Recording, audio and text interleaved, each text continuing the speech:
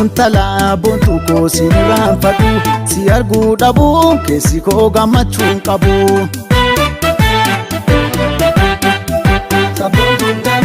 Badhaasi esi uumee rabbii hamaa hamtuu si oolchee keessa kee faayessee tolchee miidhagsee si bareechee. Sabboontuun talaa boontuu koo siin irraanfadhu si arguu dhabuu keessi koo gammachuu hin qabu. Saba koo malee waan ormaa ana jaan qabu dhiiga koo malee waan ormaa ana jaan qabu.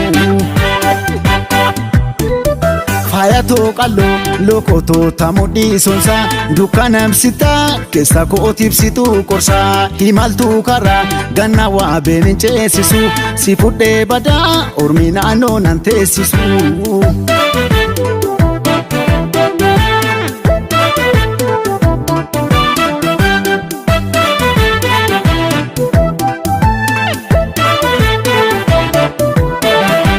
Sabaanatti kootu boontuu sabaanatti kootu waamu siin ooltu haja sirraa qaba yoo ansi waame na kootu.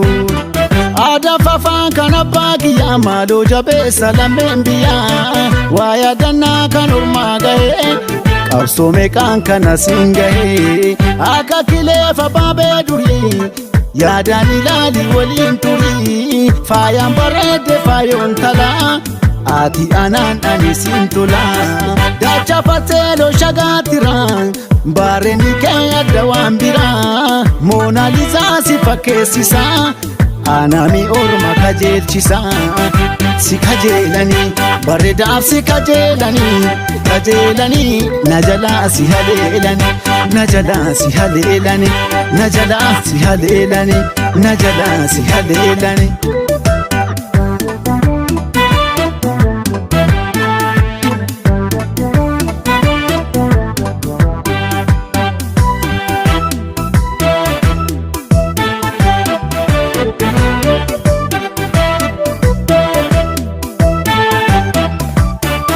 Sabboontuun talaa boontuu koo siin irraanfadhu si arguu dhabuu keessi koo gammachuu hin qabu.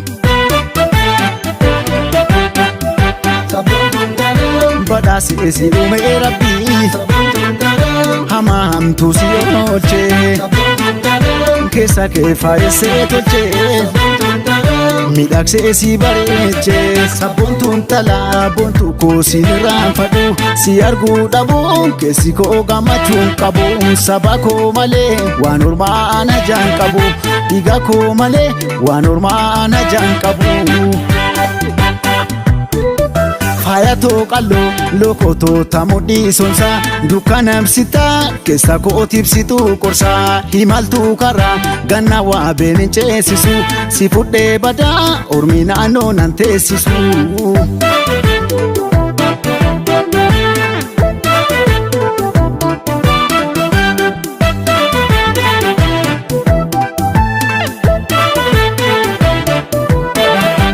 Sabaanatti kootu boontuu sabaanatti kootu waamu siin ooltu haja sirraa qaba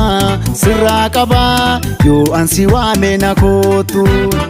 Aadaa fafaan kan abbaa kiyyaa maaloo jabeessa lammeen biyyaa waa yaadannaa kan ormaa gahee qabsoo meeqaan kan asiin gahee akka kileefa baabee durii yaadaan ilaali waliin turii faayaan bareedde faayoon talaa ati anaan.